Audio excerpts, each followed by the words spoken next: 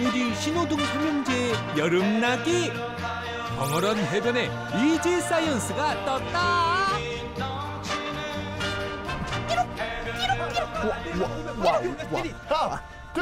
원, 투, 쓰리, 포.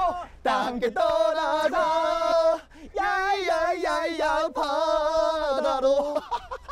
야 얘들아, 너네랑 바닷가 오니까 정말 너무 좋다. 형 뻥치지 마요. 아까 나한테 남자들끼리 와서 막 칙칙하다 그랬잖아. 와, 내가 언제? 나는 너희랑 더 좋은 곳을 못 가서 마음이 아프고 그리고 가슴이 아플 뿐이야 그냥. 내가 진짜 오늘 이 아름다운 경치와 내 여자친구랑 같이 와서 참을게요. 네가 여자친구가 어딨어? 있어요. 같이 왔어요. 어디? 아! 짠! 물순이 만난 지 2일째 됐어요. 줘봐. 귀엽죠? 안녕하세요. 물순, 형 근데 이거 봐봐요. 모래가 엄청 고와요. 손가락 사이가 간지러울 정도로 고와요. 아니 근데 모래가 학교 운동장에도 있고 강에도 있는데 왜 하필 바다 모래만 이렇게 곱고 부드러운 걸까요? 그거야 너랑 나처럼 태생이 달라서 그런 것 때문 아닐까? 모래의 태생? 바다 모래야! 넌 어디서 왔니? 어느 별에서 왔니? 드넓은 모래사장. 그런데 이 많은 모래는 어디에서 왔을까요? 바위의 일부분이 떨어져 나와 여기저기 부딪혀 갈라지고 비와 눈, 바람으로 인해 작은 크기로 깎인 모래는 채취하는 장소에 따라 크게 강에서 채취한 강모래와 바닷속이나 모래사장에서 채취하는 바닷모래로 구분하는데요. 두 모래를 좀 더 가까이 들여다보면 바닷모래의 알갱이가 더 잘고 고운 것을 확인할 수 있습니다. 보통의 모래는 이렇게 짙은 노란색이나 황토색을 띠지만 구성하는 성분이나 바위의 색에 따라 빨간색, 검은색 등 다양한 색을 가지기도 하죠. 이처럼 모래의 색은 다양하지만 모래사장에서 절대 빠지지 않는 바로 공주님이 살고 있을 것만 같은 모래성 쌓기인데요. 노는 거라면 빠지지 않는 대한민국의 대표 새 어른이가 모래성 쌓기에 도전해보지만 아이고 쌓기는커녕 와르르 무너지기 바쁩니다. 나는 모래성을 완전 높게 쌓고 싶은데 그게 왜 안 될까요? 높게? 네. 아! 그렇다고 이걸 부시면 어떡해요? 아니 도대체 이 모래성을 좀 더 튼튼하고 높게 쌓을 수 있는 방법 어디 없나요? 모래는 작은 알갱이로 이루어져 있어 잘 미끄러집니다. 하지만 물을 넣으면 물의 정기적 성질에 의해 모래 알갱이를 끌어당기게 되는데요.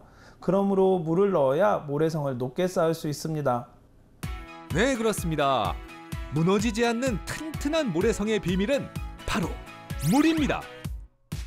모래에 적당량의 물을 첨가하면 수분이 모래 알갱이를 꽉 잡아 응집하기 때문에 쉽게 무너지지 않는데요. 제1회 모래성 쌓기 대회를 개최하겠습니다. 와! 10kg의 모래에 물을 적당량 넣는 것이 이 대회의 승리 포인트가 될 텐데요. 오, 벌써부터 찰기가 막 느껴지는 느낌씨의 모래 만죽. 강력한 우승 후보의 포스가 느껴지는데요. 반면 톡톡씨는 대야 가득 물을 콸콸콸콸 반죽이 아닌 모래탕을 만들고 있습니다. 그리고 형들의 눈치를 보던 무름씨는 컨닝은 자리빨인데 하필 옆에 앉은 사람이 톡톡이 형이라 결국 그와 같은 길을 걷고야 마네요. 본격적으로 모래탑 높이 쌓기를 시작해보겠습니다. 조물조물 다듬어가며 한층 한층 입수가 걸린 만큼 신중에 신중을 더해 쌓아가는데요. 자, 5, 4, 3, 2, 1, 땡! 누가 봐도 1등은 나지. 어차피 꼴등은 톡톡 시인이 남은 두 사람 중 1등을 가려야 할 텐데요. 먼저 무름씨의 모래성은 29cm, 그리고 느낌씨의 모래성은 세 사람 중 가장 높은 31cm로 당당히 1등을 차지했습니다. 여기서 잠깐! 왜? 같은 모래임에도 쌓을 수 있는 한계가 달라지는 걸까요? 바로 물의 양 때문이죠. 물을 넣지 않은 건조한 모래는 모래 알갱이 사이의 틈으로 마찰력이 적어 서서히 흘러내리지만 물을 넣으면 물과 모래 알갱이 사이에 잡아당기는 힘인 전기적 인력이 생겨 흘러내리는 걸 막아줍니다. 그런데 여기서 물을 너무 과하게 넣으면 모래가 많은 양의 물을 머금으며 액체와 같은 상태로 변하는 액상화 현상이 발생해 오히려 더 빨리 무너지게 되죠. 형, 벌칙 받아야 되니까 물 근처로 가야죠. 아, 나 벌칙은 당해야지. 근데 깊은 데는 안 갈게. 알겠어. 그러면은 남자답게 고. 오, 그래, 그래. 응, 그래. 응, 일로 와. 응. 여기. 응. 아, 뜨거. 아, 뜨거. 아, 뜨거. 뜨거. 아, 뜨거. 뜨거워. 발바닥. 나 약간 뜨거워 죽는 줄 알았어. 나 호해줘, 호. 냄새. 아우. 야, 난 저기서 여기 오는데 한 5,000년 걸리는 줄 알았어. 진짜 왜 이렇게 아니, 그런데 같은 하늘 아래 같은 온도인데 이 물은 시원한데 왜 물엔 뜨거운 거야? 형, 뜨겁긴 하더라도 벌칙은 받아야죠. 무릎아, 잡아.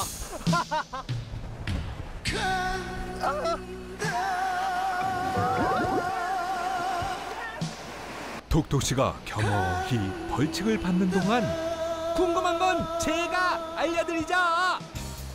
같은 태양 아래 있는 모래사장과 바다.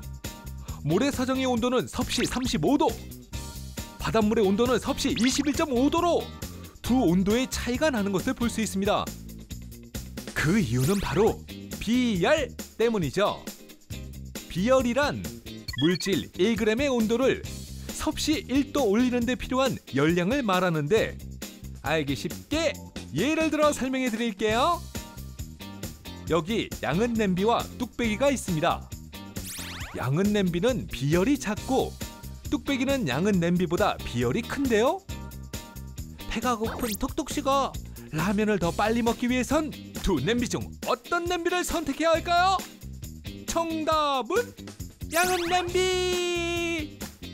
비열이 작다는 것은 섭씨 1도를 올리는 데 들어가는 열량이 적다는 것이기 때문에 물을 더 빨리 끓여 뚝배기보다 라면을 더 빨리 끓일 수 있죠. 그럼 이번엔 먹는 속도가 느린 무름씨가 오랫동안 따뜻한 라면을 먹으려면 이번엔 뚝배기입니다.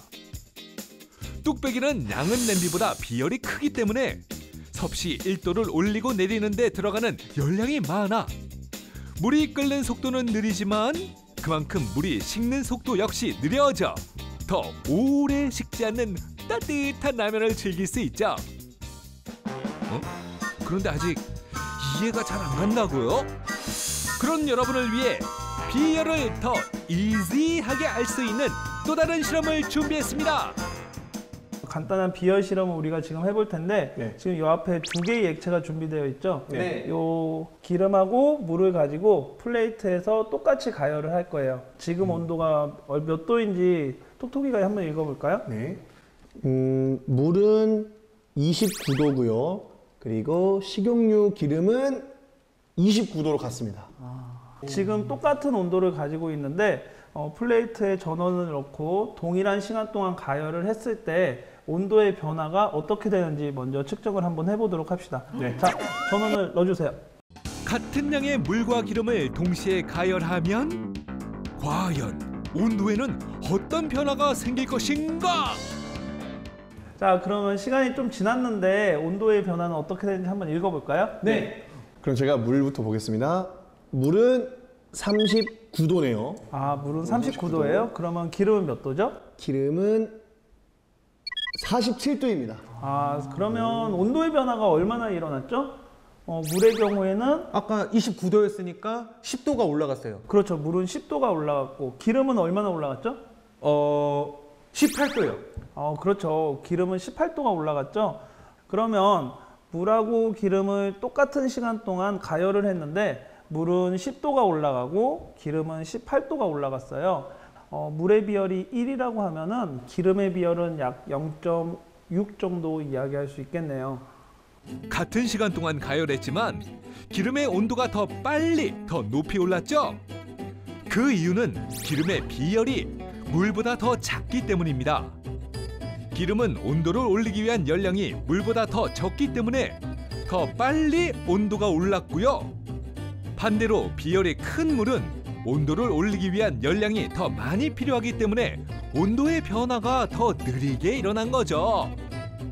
특히 물은 기름, 산소, 에탄올, 철 등 다른 물질에 비해 비열이 높은 물질인데요. 그 이유는 물이 가진 특성 때문입니다. 물질의 온도가 높아지려면 물질 속 분자들이 활발히 움직여야 하는데요. 물은 서로를 잡아당기고 결합하려는 성질이 아주 강해요. 이런 뭉쳐있는 물 분자들을 떼어놓기 위해 다른 물질보다 더 많은 에너지를 소비해야 하기 때문에 물의 비열이 높은 것이죠. 그렇구나. 형들 그거 알아요? 뭐? 이 모래가 결국에는 멸종 위기에 처했대요 지금. 아 무슨 소리야? 이렇게나 많은데 이렇게 많은 멸종위기 자원이 어딨어? 모래 지금 당장 아니더라도 이렇게 무지막지하게 쓰다 보면은 결국엔 사라질 자원이라는 거죠. 야, 하긴 그렇긴 하겠다. 모래가 탄생하기까지는 수백 년의 시간이 걸리지만 쓰이는 곳은 많잖아. 건물 짓는데도 그렇고 아스팔트, 시멘트까지 쓰니까. 아니 꼭 그런 데만이 아니더라도 뭐 운동할 때 쓰는 모래주머니나 아니면 예쁘게 꾸밀 때 쓰는 화분이나 어항에도 쓰이고. 씨름판에서도 많이 쓰이죠. 오. 씨름판. 아! 모래가 꼭 들어가는 그것이 있다. 그것이요? 뭔데요? 궁금해? 힌트 줄게. 힌트? 이렇게 하면 갈 수 있을 거라 생각했어. 내 여자니까. 정답.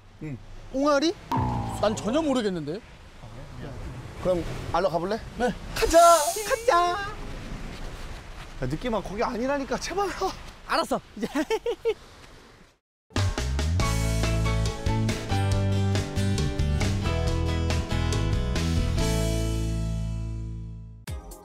어머, 저처럼 허리가 찰럭한 호리병 모양의 모래시계군요. 모래시계는 위쪽과 아래쪽으로 용기가 나뉘어 있고 이 두 용기 사이를 연결하고 있는 좁은 구멍으로 모래를 떨어뜨려 시간을 재는 도구입니다.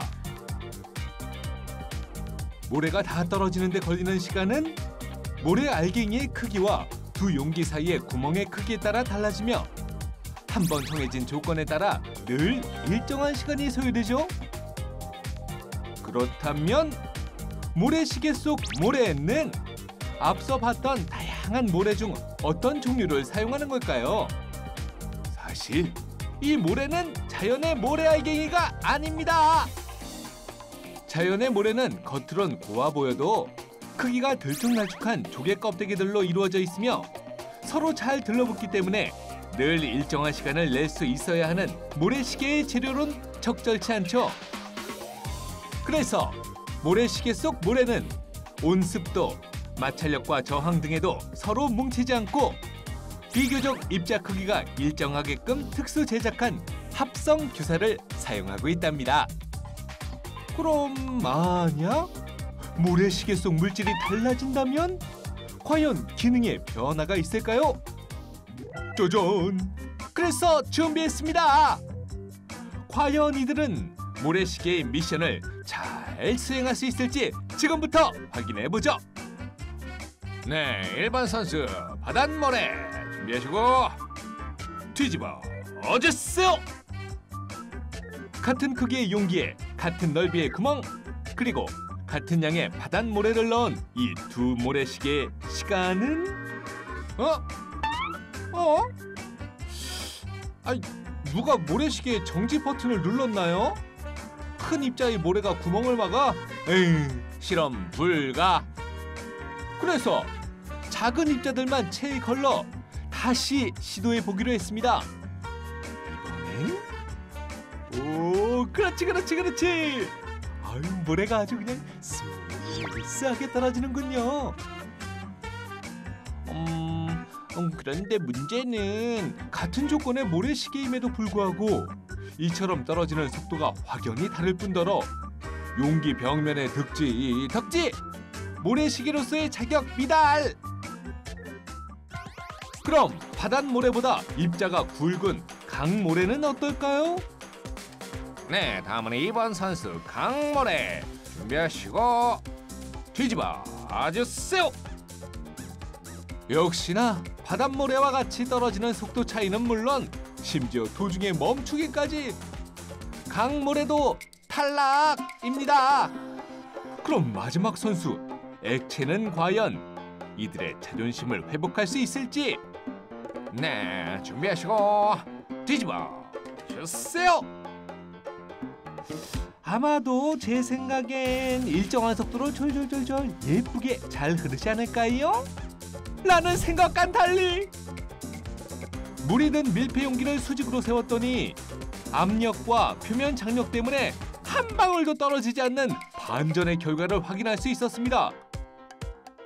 이렇게 하면 모래시계가 될 수 있을 거라 생각했어. 형 바다가 영어로 뭔지 알아요? 벌자. 우와 정답. 형. 근데 오늘 뭐 먹어 머리를 너무 썼더니 배가 너무 고파요 형. 아 나 먹을 거 줘. 내가 먹을 게 어딨냐. 아. 먹을 거. 짜잔! 그래서 준비했지. 완전 식품 달걀 후라이. 나 이거 진짜 제발 나 두라 내가 진짜 좋아해. 빨리 먹어봐요. 달걀 푸다이.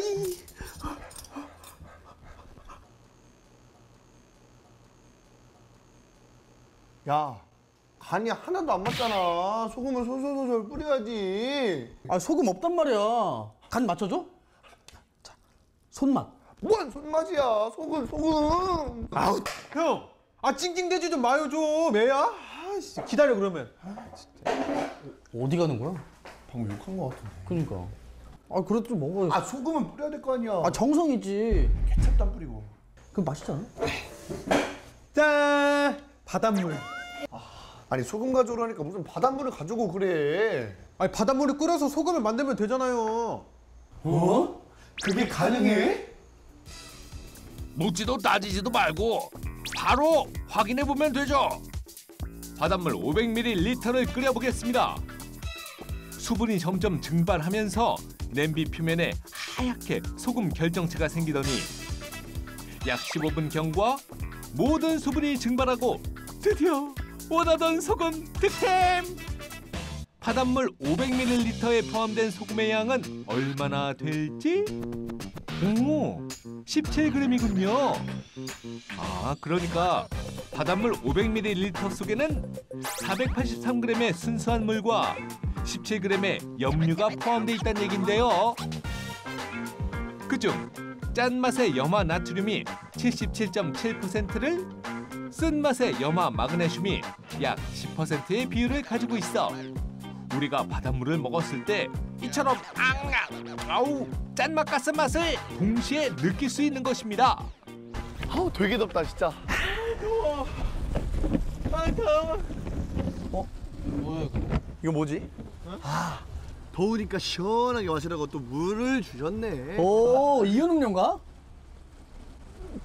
뭐야? 아, 뭐야? 맞아. 뭐예요? 이거 바닷물인가 봐. 바닷물이라고? 자, 여러분 앞에 맹물과 소금이 있습니다. 맛과 색깔과 밀도 등을 확인한 후 최대한 바닷물의 염도와 비슷한 소금물을 만들어 주세요. 바닷물? 그러니까 이걸로 바닷물이랑 비슷하게 만들라는 거네. 그러면 소금 얼마나 넣으실 거예요? 나는 일단 한번 넣어보고 맛을 봤으니까. 나는 얼추 이 색을 보니까 이 소금 3스푼 정도면 되겠네. 3스푼? 바닷물은 짜니까 그냥 많이 넣으면 되는 거 아닌가? 바닷물에서 소금을 분리해봤으니 이번엔 다시 바닷물과 같은 염도의 소금물을 만드는 미션. 이들이 염도를 유추해볼 수 있는 방법은 바닷물의 색깔을 보고 직접 맛을 보는 것이 전부. 그러나 아무 생각이 없는 누군가는 그마저도 무시한 채 소금을 그냥 막 들이붓기만 하죠. 이런 이 물에 우유를 탄 거냐? 아니, 소금을 그렇게 많이 타면 달걀이 아닌 벽돌도 뜨겁네. 자, 이제 모두 종료.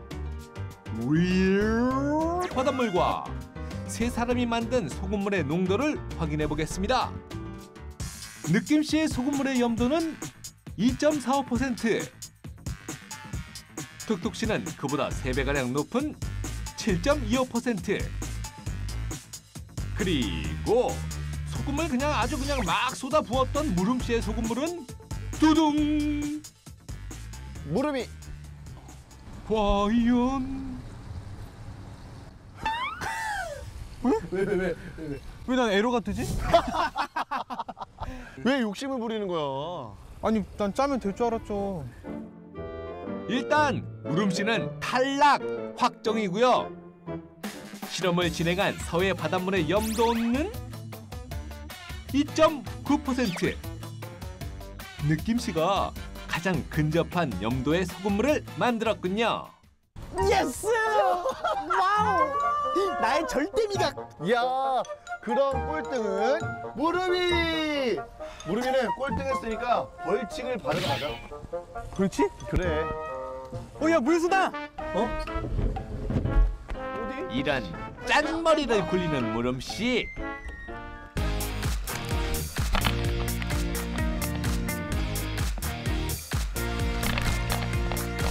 벌칙인지 상인지 모르겠지만 보는 나도 신이 나는구나. 형 나도 저거 타고 싶어. 뭔데? 보드 나고 타고 싶어.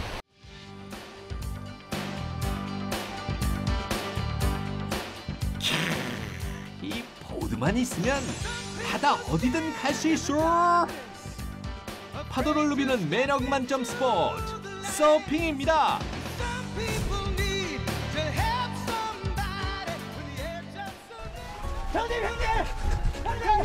형님. 여보세요. 서핑의 왕자. 온 바다를 휘젓고 다녔습니다. 저희를 받아주세요. 형님. 알겠어요. 형님.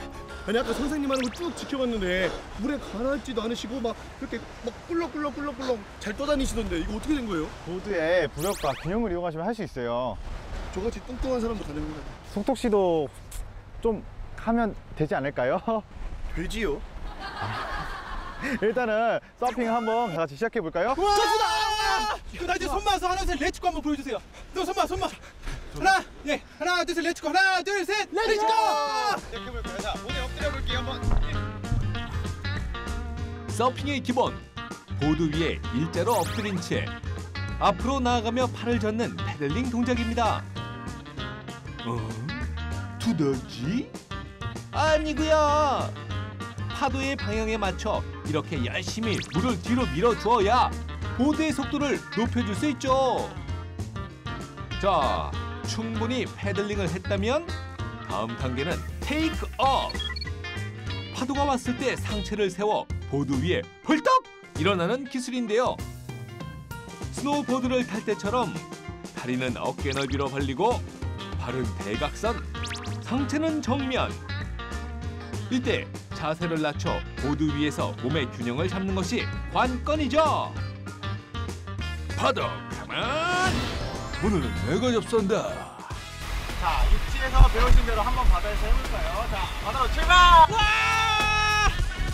파도 앞으로 돌격! 서퍼 툭툭 물 위를 기어가는 두더지 건법. 그러나 톡톡씨 파도 접수 실패. 서핑은 뭐니 해도 파도와의 타이밍이 관건. 파도의 움직임에 맞춰 몸을 일으켜야 한다고요. 그렇게 무작정 일어날 것이 아니라 파도의 높낮이 차를 이용해야 하는데, 자 이걸 한번 봐봐요. 파도에는 가장 높은 부분인 마루와 가장 낮은 부분인 골이 있습니다. 서핑은 보드가 마루에 올라갔을 때의 위치 에너지가 중력에 의해 골로 내려가 운동 에너지로 바뀌는 순간 빠르게 움직여야 즐길 수 있는 스포츠인데요. 파도가 마루에 올라갔을 때를 맞춰 테이크오프를 한다면 신체가 힘을 받아 중심을 더 수월하게 잡을 수 있기 때문에 무지개 일어날 수 있게 되죠. 옳지. 이것이 파도의 타이밍입니다. 오, 기특해라. 에휴, 몸 따로 마음 따로. 톡톡 씨는 내년에 다시 와. 올해는 내가 볼 때 글렀다.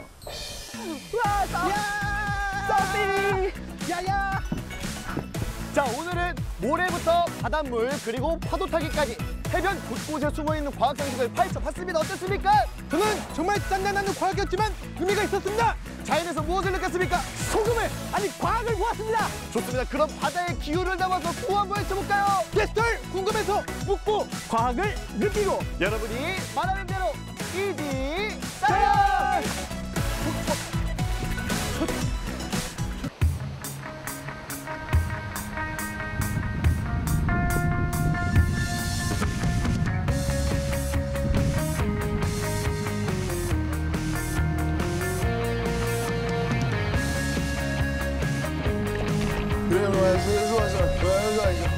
동아리.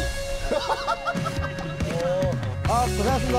고생하셨습니다. 지금 마이크 끌까요?